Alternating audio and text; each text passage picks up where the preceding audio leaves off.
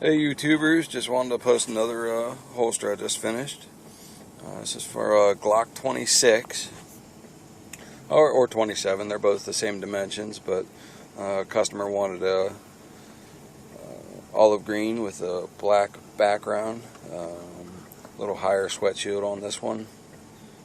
Came out real nice, and I hope he likes it. I'll post more as time goes on.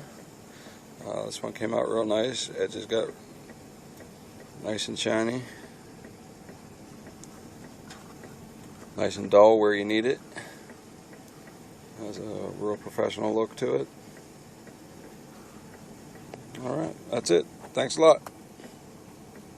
www.keithscustomholsters.com KeithsCustomHolsters.com. That's KEITHKUSTOM holsters.com. Thanks. See ya.